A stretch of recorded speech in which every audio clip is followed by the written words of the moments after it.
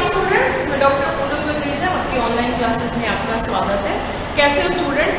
उम्मीद करती हूँ कि आप सब खुश मंगल होंगे और होना भी चाहिए। इस जो कोरोना का दौर है उसके अंदर अपने को सभी को अपनी सेहत का और अपनी स्वास्थ्य का पूरा ध्यान रखना चाहिए। तो सो स्टूडेंट्स, जो आज अपने BA सेकेंड ईयर का जो टॉपिक कर रहे थे उसके आगे ही है BA सेकेंड ईयर हिस्ट्री। कल हमने मुगल जो शासन प्रणाली है, मुगल प्रशासन की मनसबदारी और भू राजस्व व्यवस्था के बारे में हमने बात की। लेकिन कल हमने सिर्फ प्रशासन की बात की थी कि राजा और राजा के अधिकारी क्या है, कोतवाल क्या है और वजीर क्या है। तो जितने भी अधिकारी हैं, सैनिक अधिकारी, राजस्व अधिकारी या प्रशासन के जितने भी अधिकारी हैं, उनके बारे में कल बात हुई थी। लेकिन आज जो है अपने इसकी वित्त और राज व्यवस्था के बारे में पढ़ेंगे। मुगलकालीन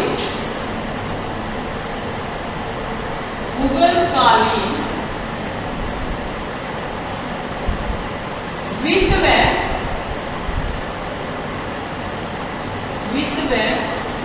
राज व्यवस्था।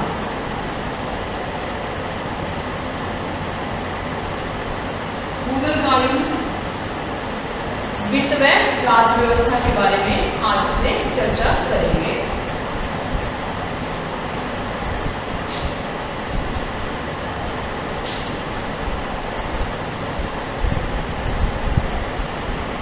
आज अपने वित्त व्यवस्था के बारे में इसकी चर्चा करेंगे, मुगलकालीन वित्त व्यवस्था के बारे में। क्योंकि बाबर और जो हुमायूं कहते दोनों के शासनकाल किसी प्रकार से कहते आर्थिक सुधारों का मतलब जो काल था वो बहुत कम रहा है। किसके समय? बाबर और हुमायूं के समय जो आर्थिक विकास था बहुत कम रहा है। लेकिन कहते जब अकबर आया तो उसने राज व्यवस्था को बहुत संगठित कर दिया। किसने कर दिया? अकबर ने राज व्यवस्था को बहुत अधिक संगठित कर दिया था। अकबर ने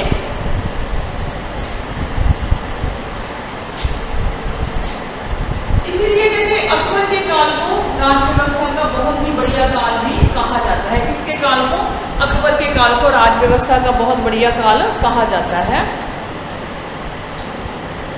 अकबर के काल को राज व्यवस्था का बहुत ही बढ़िया काल कहा जाता है, क्योंकि कहते अकबर जन कल्याण को कहते उतना ही महत्व देता था जितना कि वो राज की सुरक्षा को देता था। उसको कर पद्धति का उद्देश्य न केवल राज्य की वित्तीय व्यवस्था को सुधारना था, बल्कि मोटे तौर पर उसने किसानों, व्यापारियों और आम आदमियों की भी रक्षा करने का दायित्व सोचा था। जहांगीर और शाहजहां ने भी इसी की नीति को अपनाया, लेकिन औरंगजेब जब आया तो उसने फिर कुछ परिवर्तन कर दिए। अब है आय के स्रोत कौन से हैं? जब हमने वित्त व्यवस्था कर ली सबसे पहले आए आय के स्रोत। आय के कौन कौन से स्रोत है, कौन कौन से सोर्सेज है जिससे हमें आय, मुगलकालीन शासन व्यवस्था को आय मिलती थी। कहते आय का जो मुख्य साधन था वो था भूमि कर। आय का जो मुख्य साधन था, मुख्य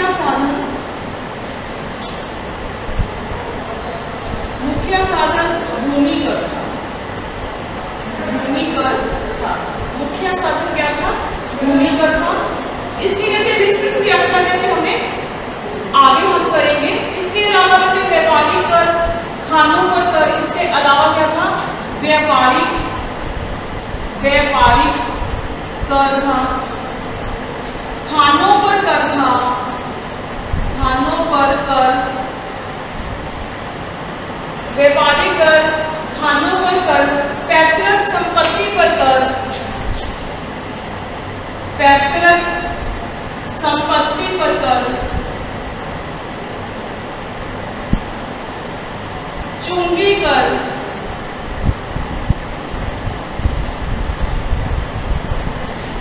युद्ध में लूटी गई संपत्ति का, युद्ध में लूटी गई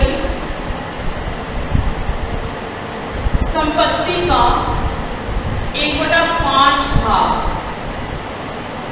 1/5 भाग टकसाल,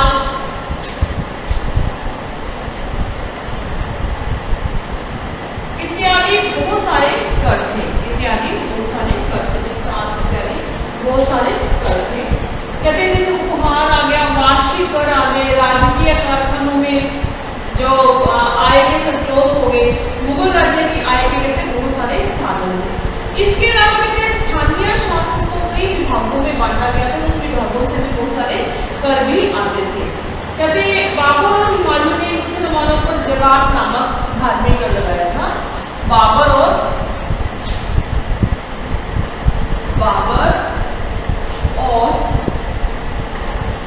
हुमायूं ने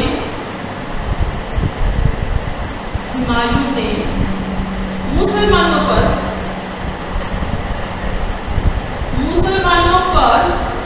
जकात नामक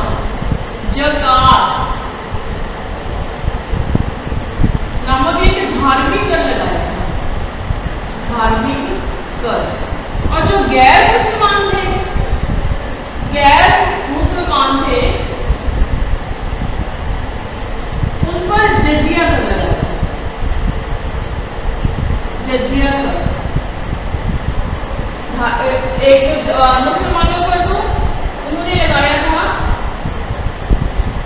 जकात, और जो गैर मुसलमान थे उन पर उन्होंने जजिया तथा तीर्थ कर लगाया था। जजिया और तीर्थ कर, तीर्थ यात्रा पर जाना तो तीर्थ कर देना, 2 कर लगाया। लेकिन कहते जब अकबर आया तो अकबर ने तीर्थ कर को समाप्त कर दिया था। अकबर के आने, जहांगीर और शाहजहां ने भी अकबर की नीति को अपनाया, लेकिन कहते फिर वही वापस जब औरंगजेब आया तो उसे जजिया और धार्मिक कर भी लगाने शुरू कर दिए। उसके बाद आ गया, सबसे पहले आ गया चुंगी कर, सबसे फर्स्ट आ गया चुंगी कर।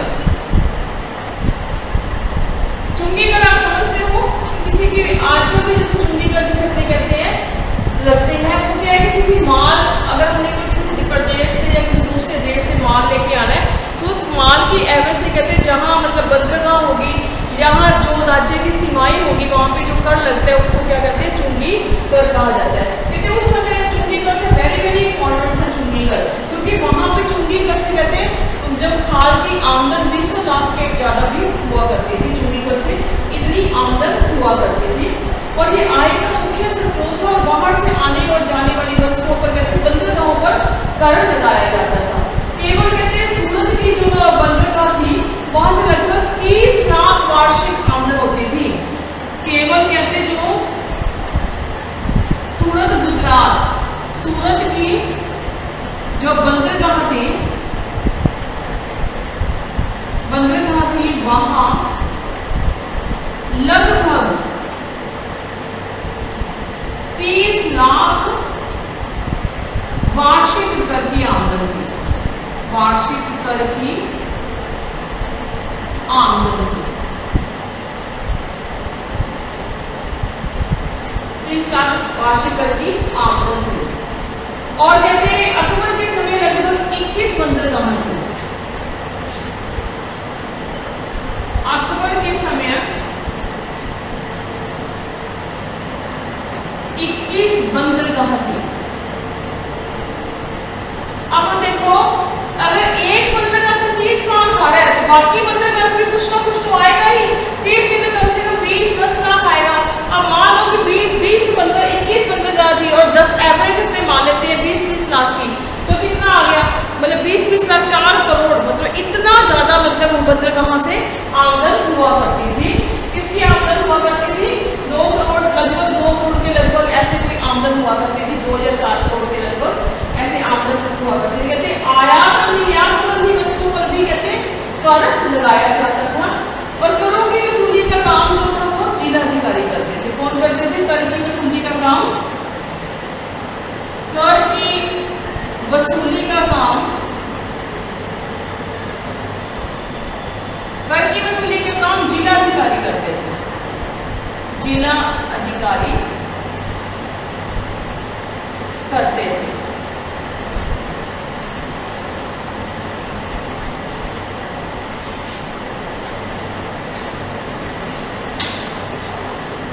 सामान्यतः कहते हैं जो चुंगी दर था वो सामान के मूल्यों पर 2.5 से 5% जो था वो कर लगाया जाता था।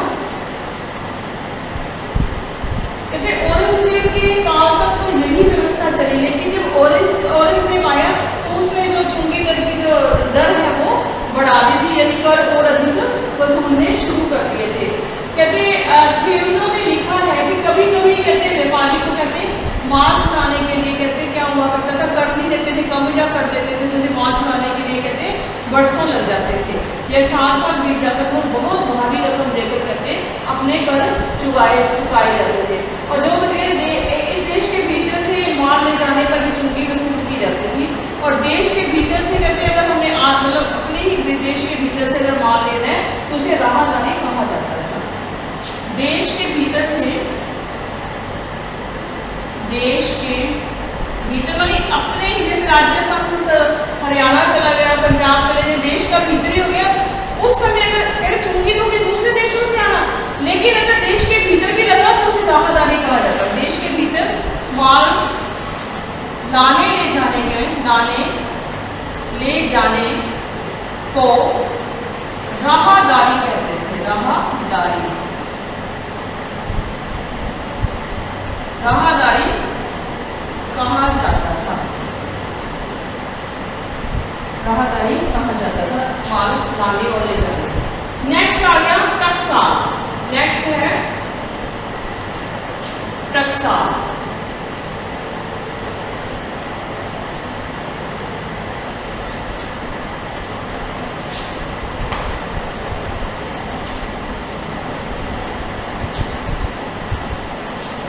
नेक्स्ट क्या है,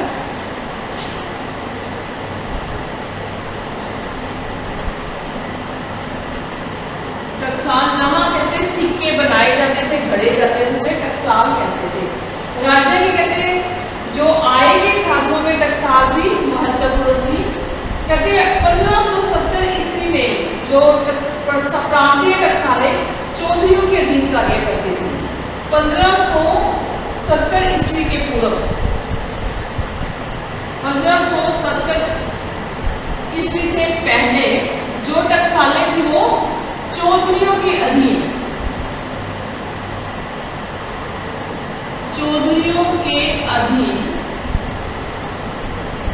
कार्य करती थी।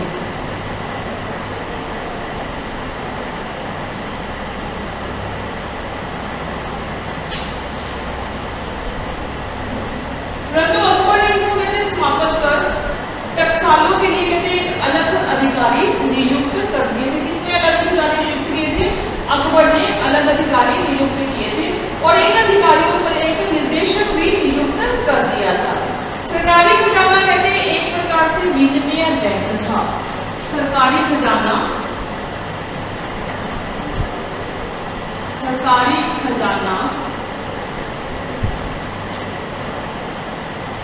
एक प्रकार से विनिमय बैंक था।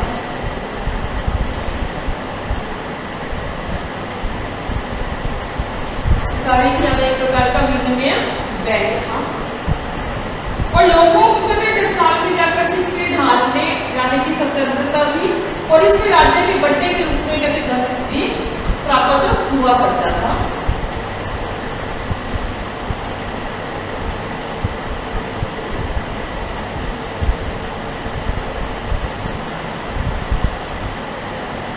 घिसे हुए सिक्कों को बदलते समय भी राज्य बट्टा वसूल करता था और नए सिक्के ढालने के लिए भी वो बट्टा वसूल करता था। बट्टा एक धन हो गया, कोई धन की मतलब कोई चीज होगी। कहते औरंगजेब के शासनकाल में सूरत के साल से लगभग 9 लाख वार्षिक कहते जो आमदनी हुआ करती थी। मुगलों का चांदी का रुपए का जो वजन था वो 177.4 ग्राम होता था। मुगलों का चांदी के रुपए का वजन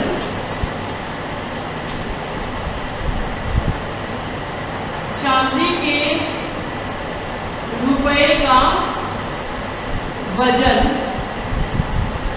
177.4 ग्राम था।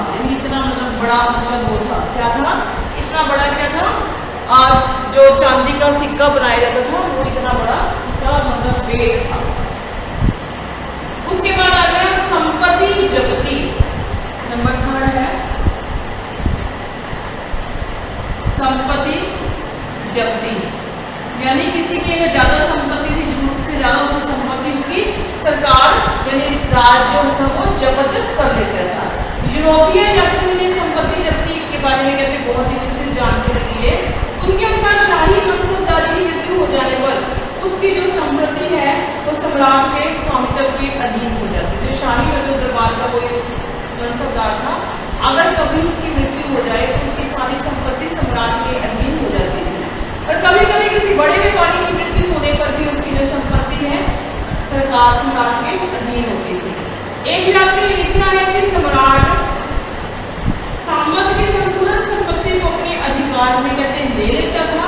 यदि मृतक ने निष्ठापूर्वक सेवा की हो तो उसके बीवी बच्चों को कहते कुछ संपत्ति देकर उनको मतलब आगे पालन पोषण के लिए दिया जाता था अथवा नहीं। उसके बाद आगे न्याय व्यवस्था नंबर 4 है न्याय व्यवस्था।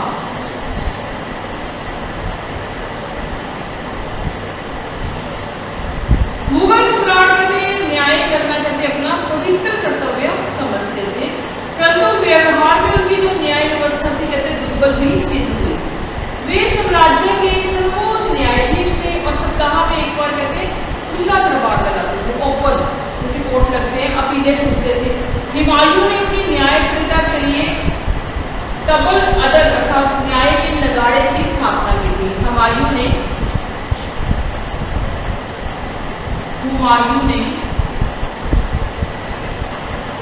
न्याय के लिए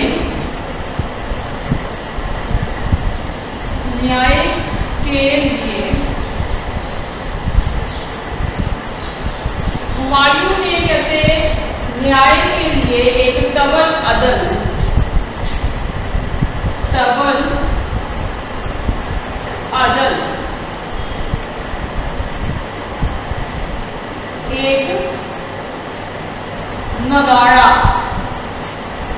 एक नगाड़े की व्यवस्था की थी।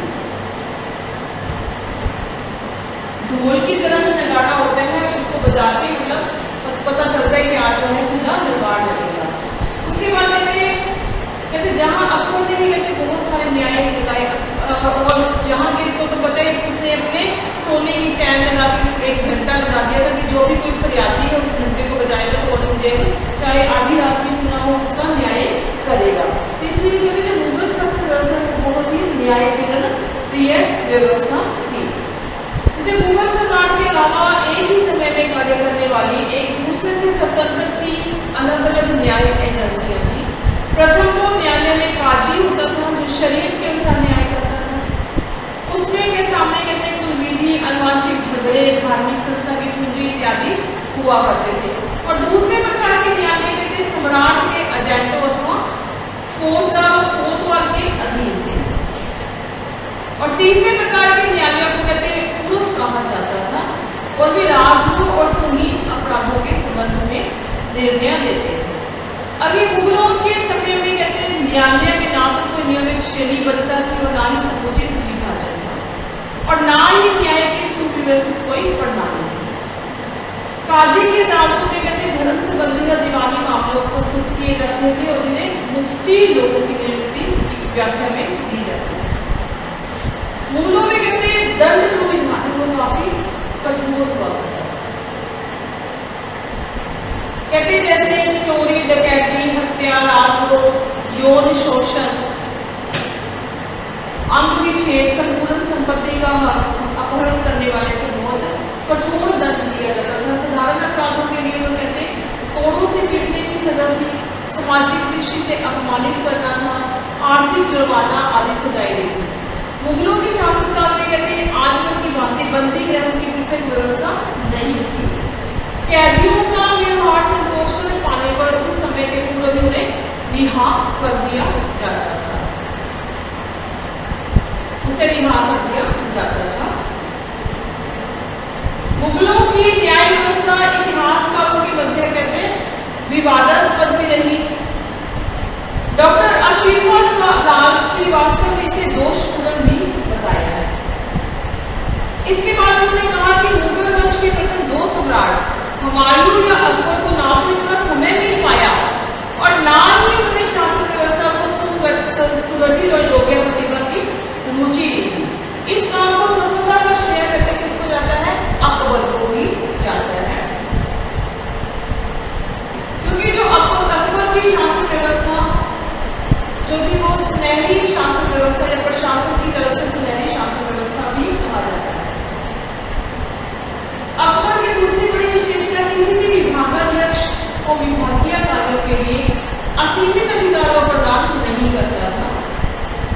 बल्कि दूसरे अधिकारी की निगाह में रखता है। उसके बाद आ गया अपने भू राजस्व प्रबंध। क्या आ गए? भू राजस्व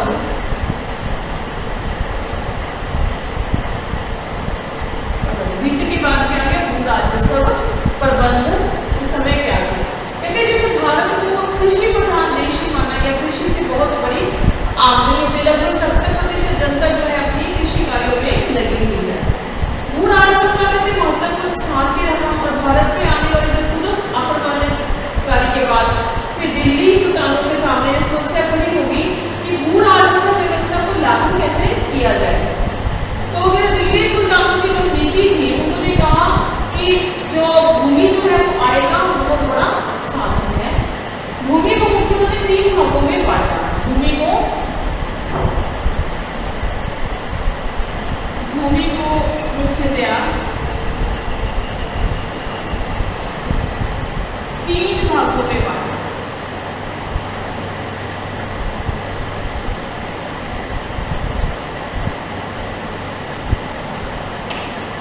भूमि को कितने भागों में बांटा? उशरी, खराजी और सोहनी। फर्स्ट है उशरी,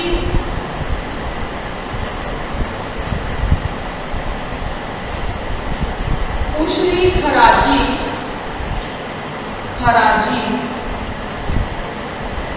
और थर्ड है सुलही।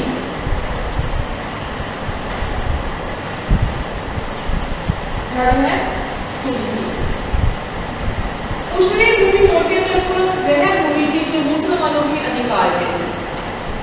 यह उशरी भूमि मुसलमानों के अधिकार में थी।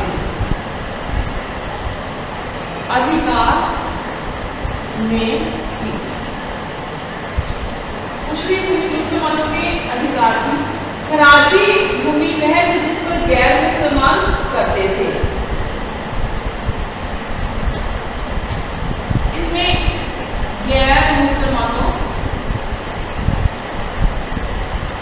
के अधिकार में थी। कौन सी भूमि? खराजी भूमि गैर मुसलमान। संधि के अधिकार में प्राप्त होने वाली भूमि सुलही कहती थी।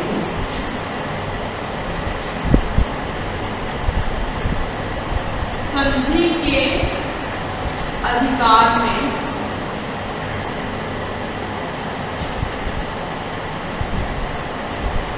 प्राप्त होने वाली भूमि क्या कहलाती थी? सुलही कहलाती थी। अब देखो मुख्यतः जो भूमि है, भूमि को कितने भागों में बांटा गया? 3। उशरी जो मुसलमानों के अधिकार में थी और खराजी जो गैर मुसलमानों के अधिकार में थी। और सुलही भूमि वो भूमि थी जो संधि, कोई आपस में एक दूसरे का प्रदेश संधि कर लेता था, संधि के रूप के समझौते के रूप में जो भूमि प्राप्त हुआ करती थी वो कौन सी भूमि थी? वो सुलही भूमि हुआ करती थी। अब कहते हैं कि उशरी और खराजी दोनों कहते हैं उपजाऊ के आधार पर 5 श्रेणियों में विभाजित थी। उशरी भूमि की उपज का 1/10 भाग जो था लगान में दिया जाता था। उशरी का जो था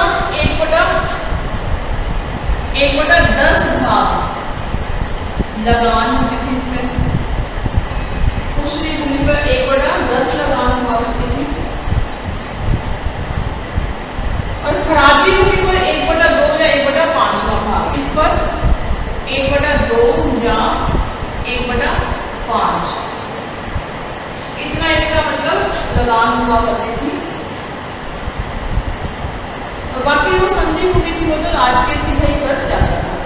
और कहते हैं बाबर और हुमायूं के समय जब पानीपत के युद्ध के पश्चात बाबर ने कहते भारत में मुगल साम्राज्य की जो नींव डाली थी और कहते उसने बहुत बड़ा विशाल क्षेत्र अपने अधीन भी कर दिया था।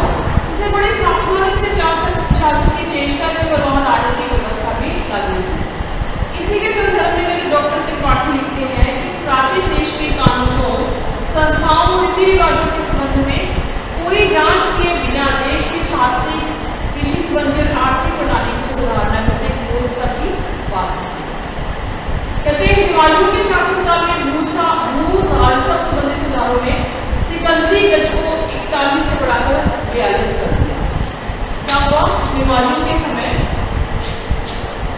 हुमायूं ने क्या किया? हुमायूं ने गज को 41 से 42 कर दिया, 42 कर दिया। किसने किया? हुमायूं ने किया। उसके समय में एक खंखार 8 मन से कुछ अधिक अनाज पर 2 बाबरी और 4 टन कर लिया जाता था। शेरशाह की लगान व्यवस्था। शेरशाह ने भूमि की पैमाइश करवाकर प्रत्येक शहरी पर भूमि के क्षेत्रफल को एक रजिस्टर में दर्ज करवा दिया। शेरशाह ने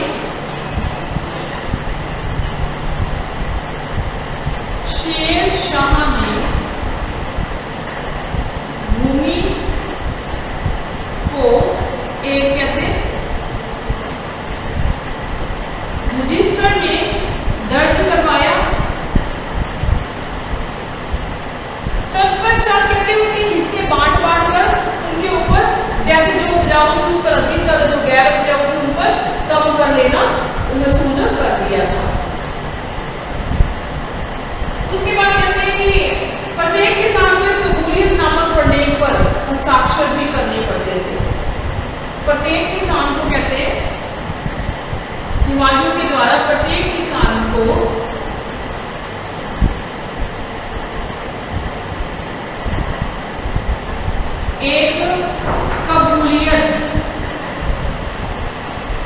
एक कबूलियत नामक दस्तावेज पर हस्ताक्षर यानी साइन करने पड़ते थे।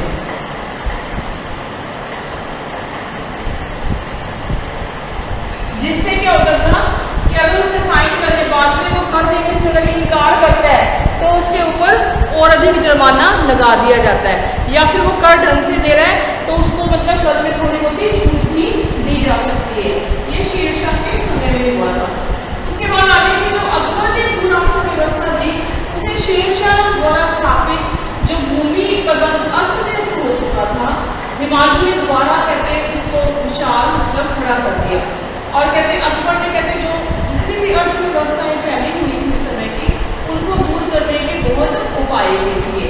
और लगान वसूली की कहते क्रिया को कहते उसने काफी मतलब ढंग से किया। किसानों के ऊपर इतना लगान लगाया कि उससे अपनी भूमि के ऊपर बोझ ना लगे। कई बार ऐसे औरंगजेब के समय तो फिर ये आ गया कि औरंगजेब इतना कर लेने लग गया कि किसान की रोजी रोटी भी मतलब छीन गई थी।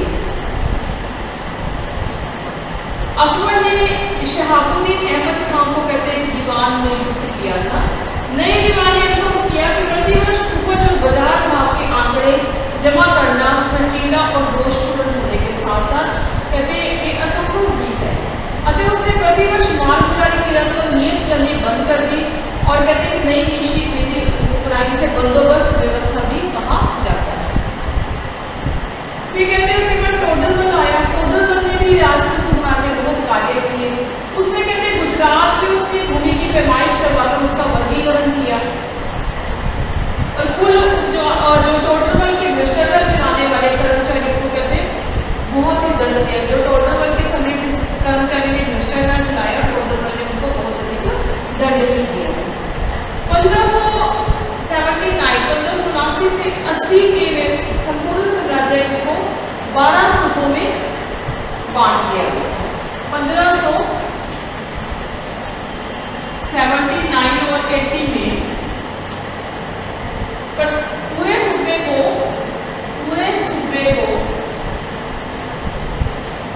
12 भागों में बांट दिया। 12 भागों में बांट दिया और प्रत्येक भाग पर कहते एक सरकार लगा दी थी। प्रत्येक प्रकार सरकारों में बांट दिया गया था। इसे टोटल बल का प्रत्येक पर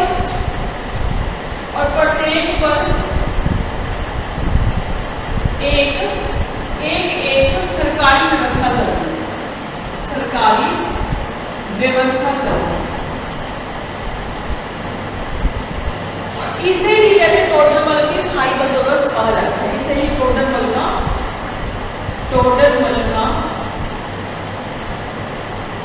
स्थायी बंदोबस्त